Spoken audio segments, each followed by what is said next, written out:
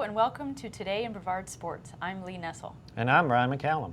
It's the first week of June and it's getting hot out there, but that never slows down sports enthusiasts. When certain seasons end, others begin. Unfortunately, one of those seasons that just began is hurricane season, but it's also time for triathlons. Today we bring you highlights from the Pineapple Man Triathlon. We met some great people last weekend who have inspiring stories. Football's in the off-season, so some players take advantage of the downtime to participate in other passions. Satellite High grad Leonard Weaver is now a member of the Philadelphia Eagles. We met with him last week when he came back to Brevard. His 3-day youth revival at a Cocoa church was his way of reaching out to area kids. And summer is small surf season, so we'll check in with Bob Freeman to see if there's any hope for the weekend. Finally, we'll finish up with a discussion between Peter Kerasotis and me on an issue that's been bubbling in Brevard high schools, and it has to do with the recent change in the transfer rule for high school students. You won't want to miss that. Now, Leonard Weaver is a Satellite High grad playing in the NFL. And Brian, you got to meet him when he came back to Cocoa to do this 3-day youth revival. And you said that you have some experience with revivals. Why don't you tell us what that is? Well, I'm from North Louisiana, which is Baptist country. I'm a lifelong Baptist, and revival is a second way of having church for us. The theory is that the year is a long time, and at times people get a little bit down or a little bit complacent, so you revive them. And something you might do is to bring in someone from the outside, not your usual preacher, to kind of spice things up. And in this instant, it was Leonard Weaver, who's a hometown boy and also has the attraction of being an NFL player. So let's see how that went.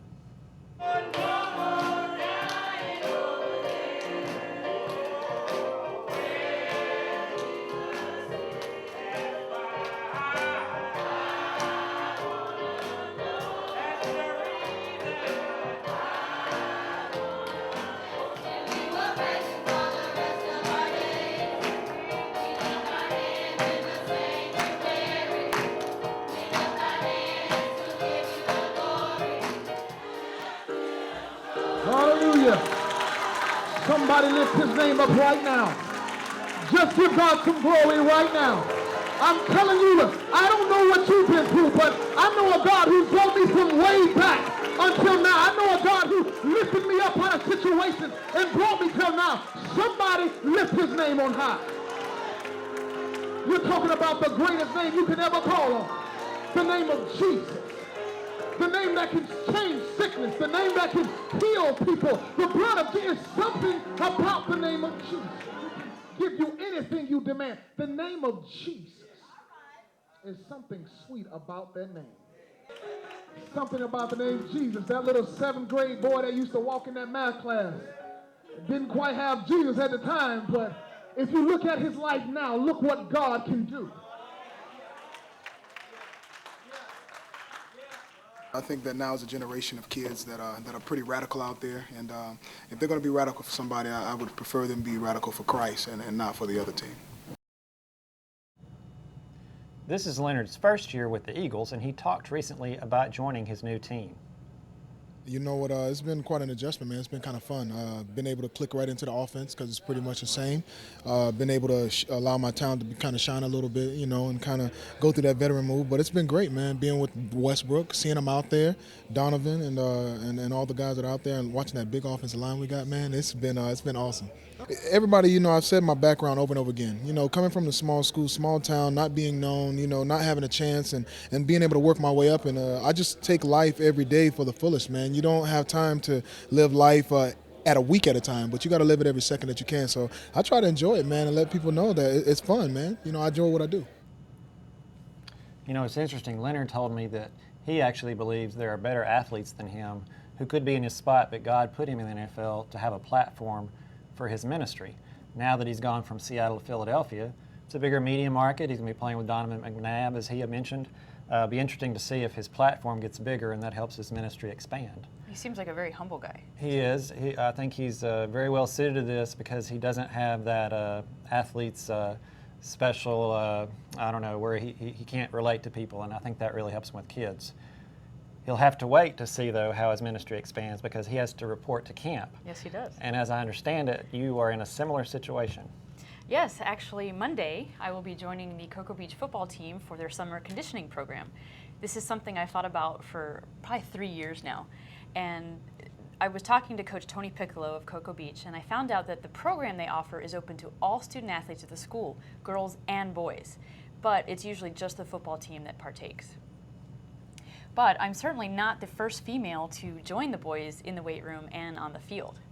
You know a little bit about something, a girl who did it last year. I do, and we've profiled her on this show. Jocelyn Rice went last summer or last spring for practice, and she actually put on the pads. Like you said, you know, you're curious about that.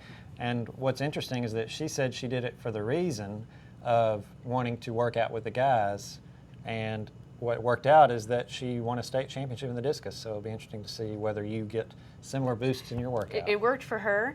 I won't be suiting up in any uniforms, although that was my initial intent. I always wondered what it was like to wear all that gear in the summer heat. You know, that's what I was really wondering. Us women and a lot of men never play football. We don't know what it's like to show up on the field with all that equipment on. But I will be doing 1 week of workouts, not the entire season. So next week on Monday it starts, and I will document every push-up, every clean, every mile that I run in my fitness blog. You can follow along at floridatoday.com/fitnessblog. And Brian will be joining me with a video camera out there to shoot some highlights that we'll have on next week's show. You're always doing something. And as I understand it, you were busy doing something last weekend also. Why don't you tell us about that? I was participating in the Pineapple Man Triathlon. There were a record number of participants in this event. It was on Sunday. 562 people came out. It was the 24th running of the event, and it's one of the 2 big triathlons in Brevard each year. The other one is the Health First Triathlon, which will be on October 11th. It was a blue sky sunny day. The water was warm, and the people are top-notch. I did the swim only. It was a relay, and my relay won the co-ed division. I wanted to show my plaque. Very nice. Very Congratulations. proud of that. Congratulations. Yeah, well, thank you. And everyone who did the race got a participant medal. I can just hold that up as well. And which is nice. You know, you get something from the race that you enter. They give you a nice shirt. But there's something else you got that I'm interested in. Oh, yes. And I also won this pineapple. And it looks a little ripe, so I'm going to put this out here, and I'm going to have you cut that up for us to eat while we're watching the highlights from the race.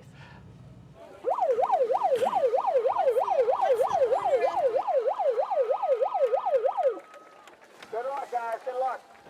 All right, all women get in the water. All women. A record 562 participants competed in the 24th annual Pineapple Man Triathlon Sunday in Melbourne Beach. They represented different age groups and participated as individuals and some as members of relay teams. A friend of mine got me into it. This is my first triathlon. I just wanted to get into better shape, and I kind of got hooked. Tear it up, guys. Tear it up. Good job. Good job.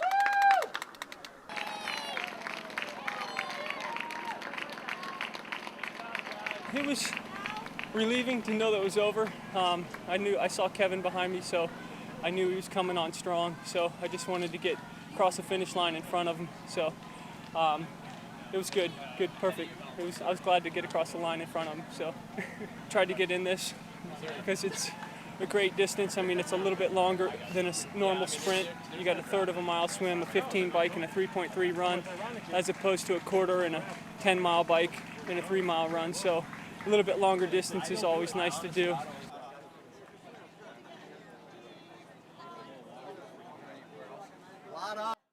Taking care of my little baby boy, who's 4.5 months, is my main priority, and whenever I can squeeze some training in, I'll do that. So just kind of enjoying time with my son, and you know, whenever I get to work out, I enjoy that tremendously, and racing now has a whole other perspective. The thing with the tandem bike is people think we're like, it's easier, but it's not. We both have to work equally. We got twice as much weight and twice as much drag, so we both got to step it up and keep pedaling all the way. I just love coming out and trying these challenges as a blind person to motivate myself and motivate others, you know. Just like to see what I can do. And I believe in focusing on what I can do and not what I cannot do. That's kind of my motto. When I became totally blind 3 years ago, I realized, man, I'm at rock bottom, you know. It's only up from here, so I've been working on it ever since. This guy's the man right here. Woo. He's the one. Both of us together. Teamwork. He's the one that roped me into doing this. His fault. It's all good stuff. it's all great. What an awesome time. I have to say, Randall Crosby is such an inspiration. He talked in the video about becoming completely blind 3 years ago, and he just did a full triathlon. I mean, that's just absolutely amazing. Kudos to Randall. Well, Brian, I'm going to enjoy another piece of pineapple. Thank you for cutting that up. Now I'm jealous. Well, I think there's a little bit more for you later. It is really good. I don't even like pineapple, but I thought it was really good. And it tastes better when you win it. Yeah, absolutely. There's nothing like fresh pineapple on a hot summer day, but summer is not always good for surfing. We check in with Bob Freeman to see if the ocean will have any ripples this weekend. Okay, thanks. Looks like we're going to have very small surf again this weekend. We're getting into the summer doldrums, as we call it. There is some swell action in the water, but none of it really heading our way. I expect small conditions in less than knee-high, mostly shin-high, with glassy conditions. So here's what I'm seeing. Saturday, 1 foot, maybe 2 foot surprise sets coming in from a far distance swell fetch. Sunday doesn't look much better in the 1 foot range. I'd call that knee-high. There could be some bigger sets. Again, the conditions will be clean with a mostly offshore breeze, and that could be going a little more onshore later in the day. However, a lot of fun things going on the beach. Please come out and visit the Waterman's Challenge. That'll be happening at the Holiday Inn. This supports the Cocoa Beach Surf Museum, a wonderful endeavor started by Sean O'Hare many years back just for the love of surfing and for the purpose of preserving the surf history and culture of our area. Be a great luau going on Saturday night at the Holiday Inn. About $20 for adults, less if you're a museum member. Kids under 10 have a discount. So come on out, meet Sean O'Hare. Come out to the surfing competition there in front of the Holiday Inn Saturday and Sunday. Watch the little kids surf, watch the girls surf, the old guys surf. Should be a lot of fun. There will be small waves, but I think everyone's going to make the best of it and have a great time. So this is Bob Freeman for Florida Today. Thank you, Bob. Joining us in the studio now is Florida Today columnist Peter Kerasotis. He wrote this week how he supports the recent change in the transfer rule. The decision allows Brevard athletes to change schools each year if they choose and not sit out a year. Brian also wrote this week but stands on the other side of the issue, saying it's best for athletes to stick with one school. Gentlemen, let's hear from you on the issue. The topic this week is the school transfer rule, and in particular, the school transfer rule within the Brevard school system. For years, the Brevard school system has prevented athletes from transferring at will from one school to the other without sitting out for 365 days. Now, there are still FHSAA rules that will limit when a student can transfer, but at this point, theoretically, a student athlete could change schools each summer and play at 4 different schools during his high school career. Peter Kerasotis and I both write columns for Florida Today and share our opinions. Peter is our columnist, and we have different viewpoints on this issue. Even though I think we come from a similar background and a similar viewpoint on life, I think we're both pretty conservative guys. We approach this particular issue from different angles.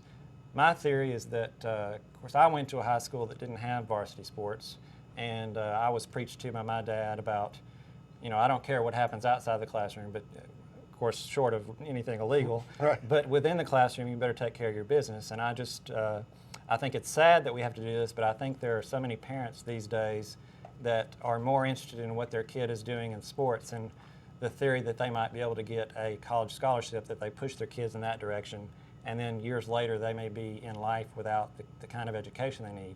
You see it as more of or we both see it as a freedom issue, but you put more weight on that. Well, the way I look at it is, and you can take any issue and look at it as an extreme, and I know you wrote about Todd Marinovich, and there was a plane that went down this past week, and we could all say, should we be flying or should we not allow kids to go to different schools because of Todd Marinovich?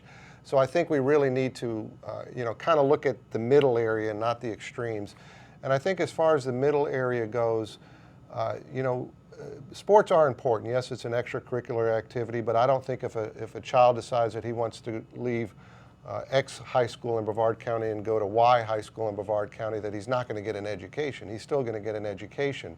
But the issue that I feel comes in is where if a kid has an interest in band or music or theater or science, which are also competitive things, and there are also scholarships to be had, even cheerleading, they're allowed to say, you know what, the school where I live does not excel, maybe doesn't have a very good program, maybe is not really putting anything into a program. And I know a lot of parents feel like some schools just want a warm body coaching a sport, and they really aren't that adept or skilled or versed in that sport. But in these other extracurricular activities, students can say, you know what, I want to go to this school because of science. I want to go because of band. I want to go because of cheerleading. I want to go because of theater. And they don't have to sit out a year. But God forbid a kid says, you know what, I'd like to play baseball, or I'd like to play golf. And that coach over at that other school has built quite a program, and it's competitive within the program. It challenges me. I may just like to have a career in golf. I'm not even thinking about a college scholarship. I'm just thinking about the fact that I'd like to learn from this guy. I'd like to maybe become a club pro or work in golf or tennis or whatever the case may be, or learn from him as a coach. I might like to be a coach someday. And they're denied that in the sense that now they got to sit out a year, and that doesn't happen for other extracurricular sports. It's not fair across the board. Well, I think you're right that there are extreme cases, and Marinovich is certainly an extreme case. Both of us know his career. What I think is the problem is that too many parents are heading towards those extremes these days. I think, as you know, there are 224 guys drafted each year in the NFL, but there are thousands, maybe tens of thousands that are out there, and their parents believe they're going to be the next Terry Bradshaw or Tim Tebow. And I just think that we agree, what we do agree on, and what I meant by our conservative backgrounds is that if you're going to transfer because of math or the IB program at Cocoa Beach or something like that, that's the reason you transfer. I don't think you transfer for a coach. Golf is an example at golf and tennis where probably those pros are learning their sport outside of the school system. But you're right, school is a breeding ground for great athletes, and we've certainly had many of them from Brevard County. I think we just disagree. And well, how does making a kid sit out a year solve the problem? Well, that's the reason there's a rule in the first place, is because. But how does it solve the problem of an overbearing parent, or a parent that is living their dream through their kid? You're not going to solve that problem by making that kid sit out a year because of sports. But if let's say you're at school A and you have the best baseball program in town, parent John wants his kid to go play for the best baseball coach, as you said. If he has to sit out a year, he's less likely to take his kid out of the baseball program at school B to go over to school A. The rule itself is created by the school system or the FHSA that wants to keep competitive issues in place, whatever the. Right. We're both talking about the side issues of the rule. You know, Bobby Collins, when he lost a player to Merritt Island 10 years ago, he called up Chuck Goldfarb, the head coach at Merritt Island, and said, you know what? I know that kid left because he wanted to go to a better program. You didn't recruit him. You never contacted him. It makes me now, Bobby said, look internally and ask myself, why doesn't a kid want to play in my program that lives here? Why is he physically moving to another area to leave and not want to come and play for me and go to school here? And he then at that point built his program up and built a great program there at O'Galley High School. And guess what? Prince Fielder left Florida Air Academy to come and play for Bobby Collins. That is the competitiveness I think it builds, is that schools will say to themselves, just like in the real world, you know what, if you don't want to shop at my store, I need to look internally and figure out why you don't want to come to my store and make things better and make it more attractive for you and come shop with me. And that's what I think it'll do in the school systems too. Right, I think we both know Coach Goldfarb, and we'd both be happy to recommend a kid go play for Coach Goldfarb because he's a great guy. But I think there are coaches that are out there recruiting, and even parents. And there's rules for recruiting. And there's rules for recruiting. You don't add other rules when you have rules in place to try to just enforce the rules you have. That's right. Well, we're not going to solve it here, but we'll try to solve it off screen, and we may have a little fisticuffs. Not really. We're good friends. It's certainly an interesting issue. We'll watch to see if any athletes make moves this year and how it affects area teams. Well, that's it for this week. Thank you for joining us on this edition of Today in Brevard Sports. Remember, you can always keep up with us and the latest in local sports news at Florida Today and at floridatoday.com.